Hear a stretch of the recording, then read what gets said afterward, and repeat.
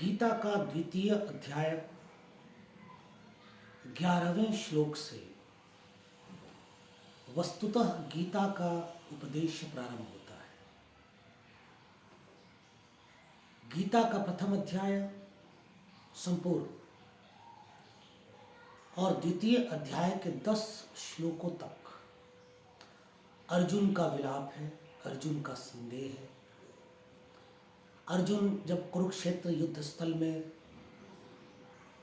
दोनों ओर अपने परिजनों को पाता है,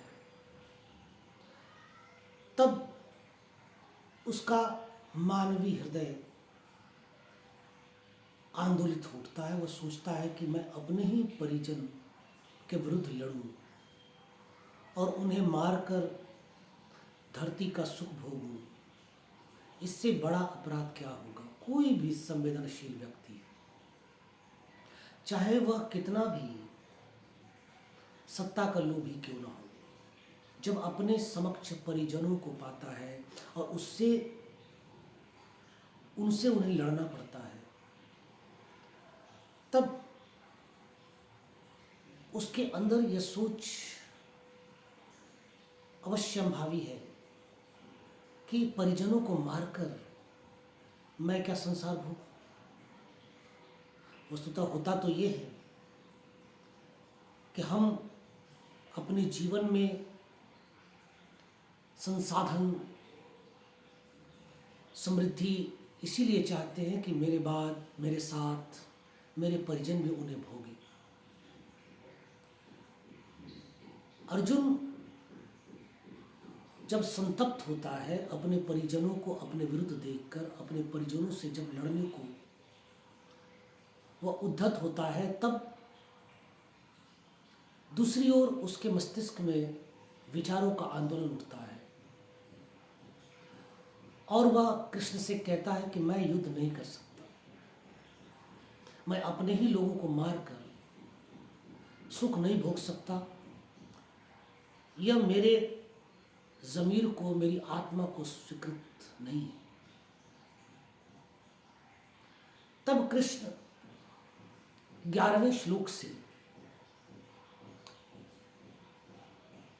अपना उपदेश प्रारंभ करते और अर्जुन को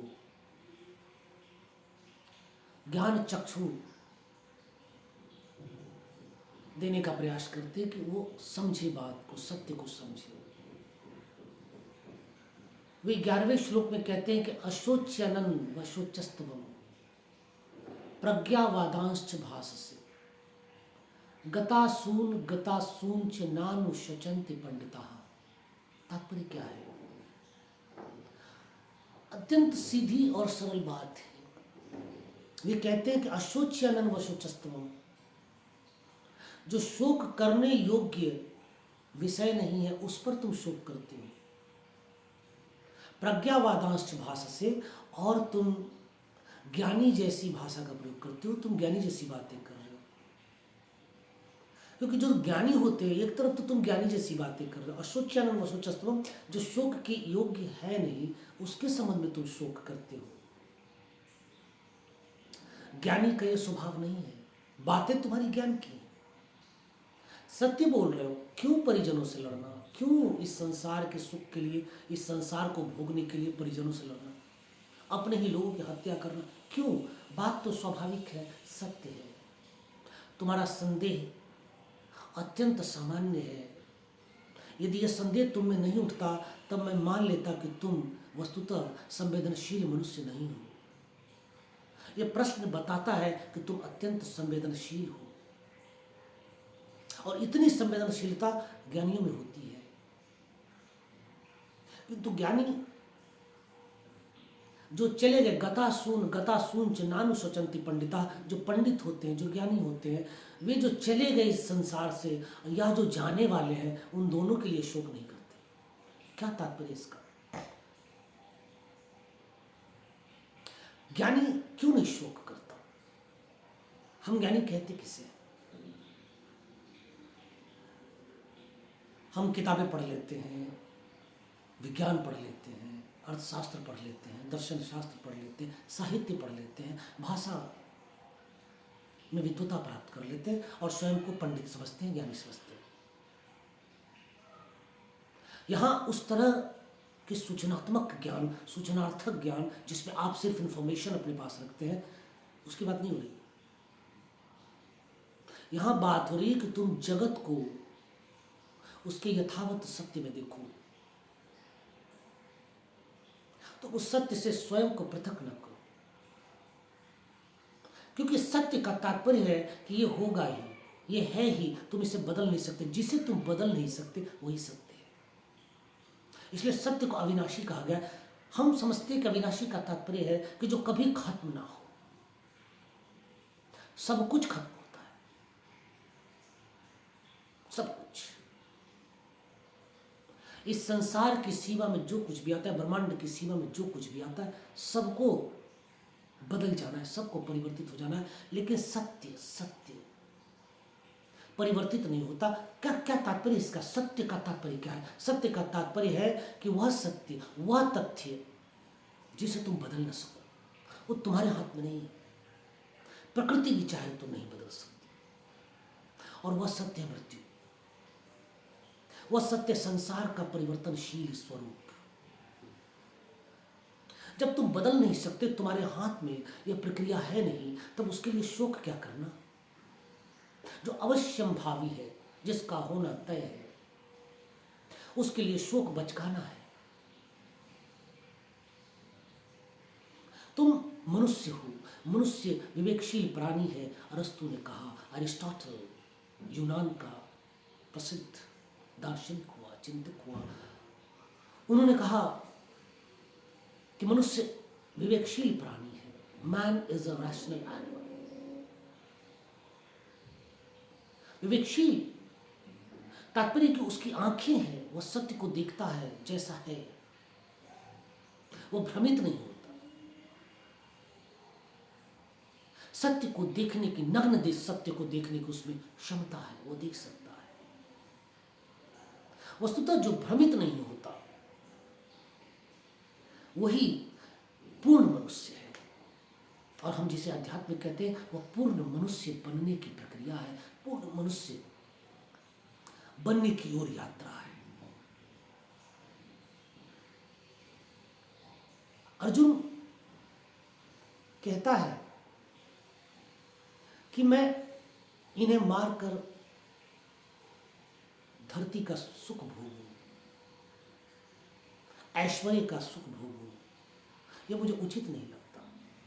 ये मेरी आत्मा को स्वीकार नहीं है। शोकाकुल हो जाता है, शोकपूर्ण हो जाता है, दुखी हो जाता है। उसकी बातों में अत्यंत समझदार व्यक्ति का लक्षण दिखाई पड़ता है। लगता है जैसे बहुत बोधपूर्ण है, बहुत ज्ञानी है, किंतु उसके इस ज्ञान में, ज्ञान की तो बात है ही, किंतु इस ज्ञान में एक दोष है कि वह मृत्यु को स्वीकार करना नहीं चाहता। कृष्ण गीता के प्रत्येक श्लोक में यही समझाना चाह रहे हैं कि तुम मृत्यु को नहीं टाल सकते। दो बातें तुम नहीं टाल सकते। एक, तुम मृत्यु नहीं टाल सकते। दूसरा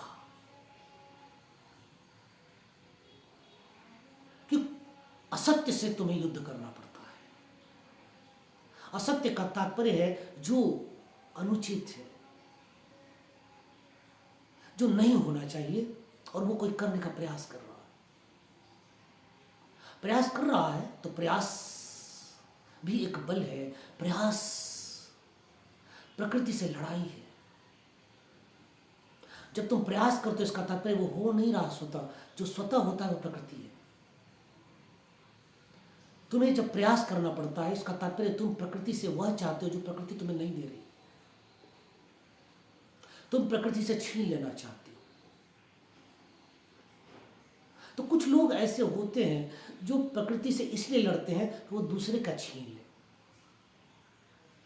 उनकी उपलब्धि में दूसरे की हार समाहित होती है। जब दूसरा हारता है तब वह जीतता है।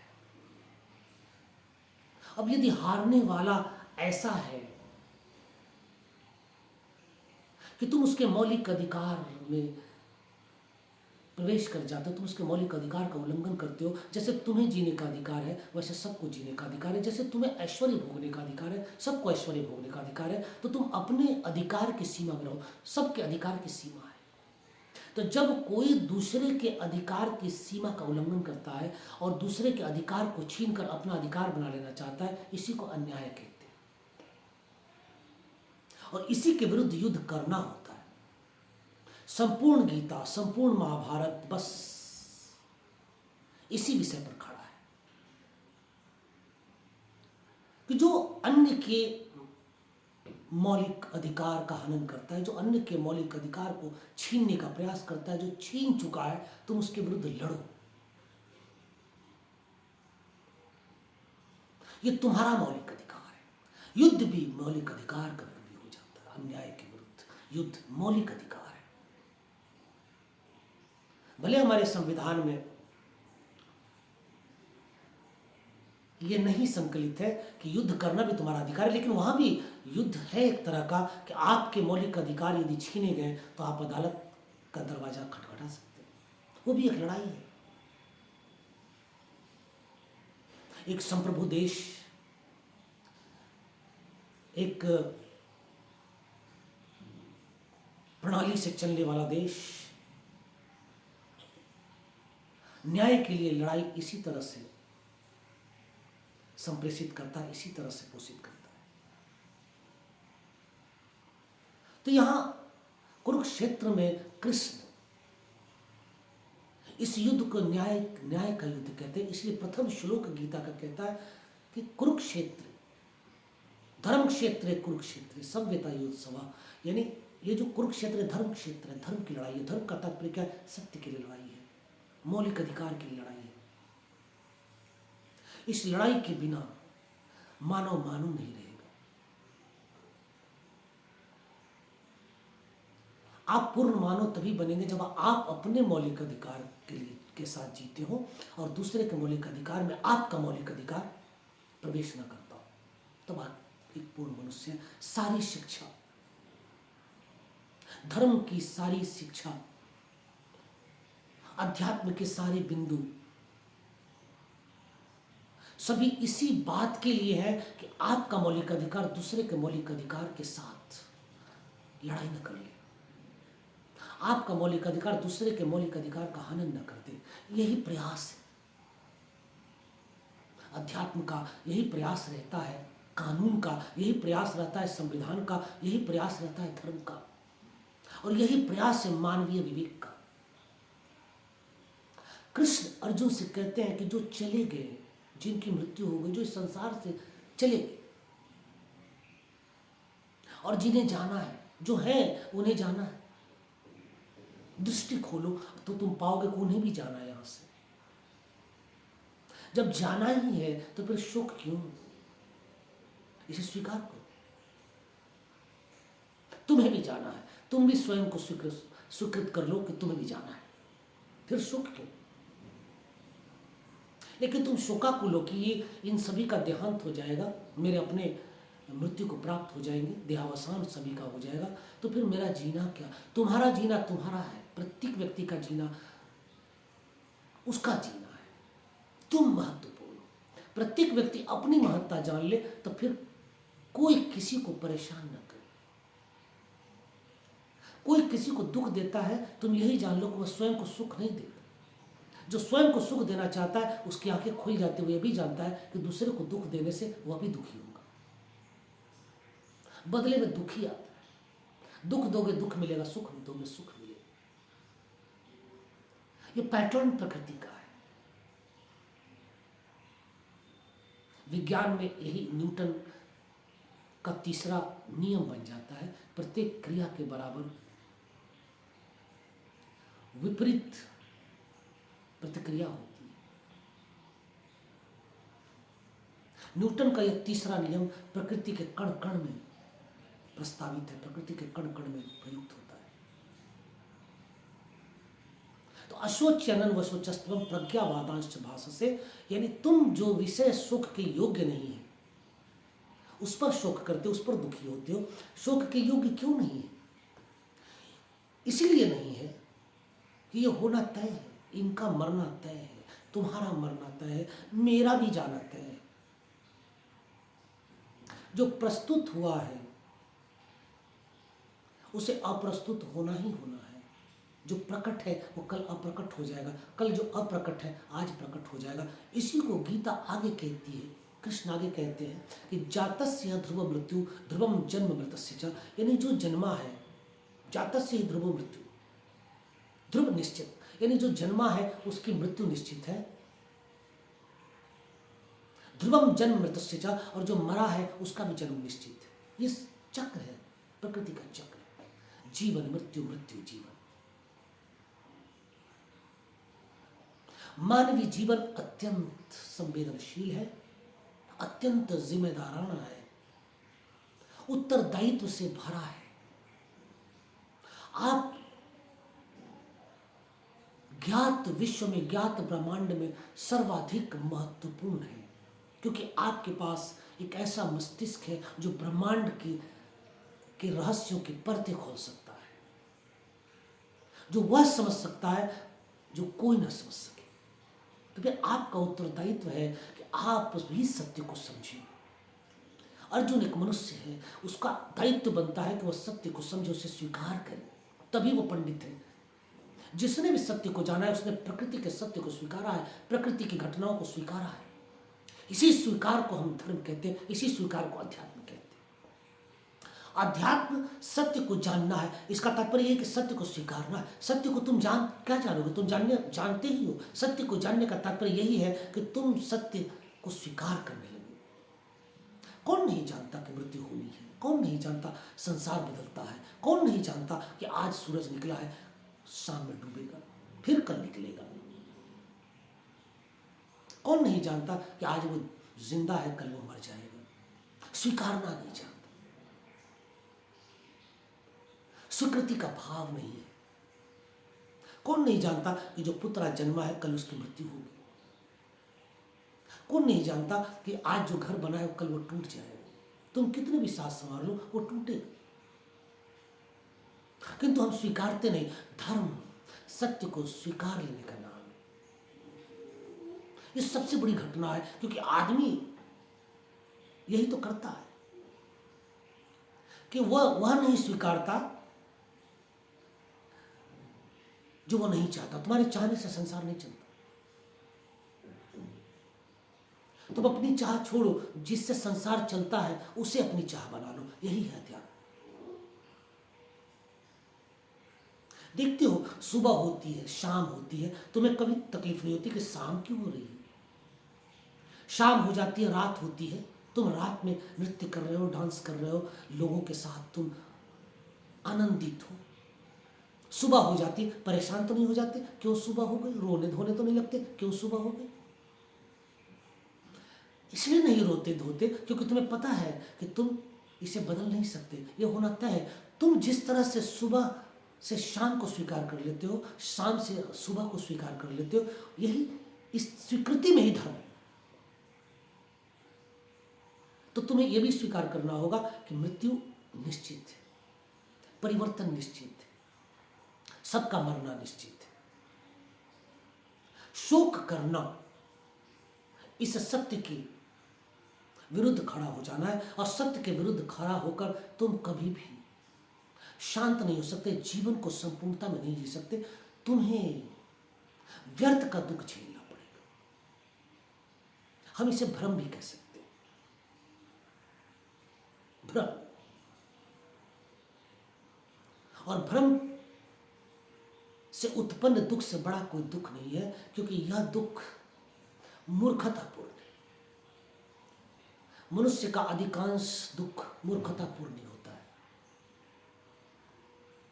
प्रथम श्लोक उपदेश का जो 11वां श्लोक है, द्वितीय अध्याय में, अशोच्यनन्व शोचस्तवम प्रज्ञावादांश्च भाससे गतासूंश्च नानुशोचन्ति पंडिताः। जो शोक करने योग्य नहीं है वह उस विषय पर शोक करते हो, पंडितों सी भाषा बोलते हो, विद्वानों सी भाषा बोलते हो, प्रज्ञावान मनुष्य की भाषा बोलते हो। जो चले गए और जो जाने वाले हैं, दोनों के लिए पंडित जन शोक नहीं करते। तुम भी इसे समझ लो अर्जुन। आज के लिए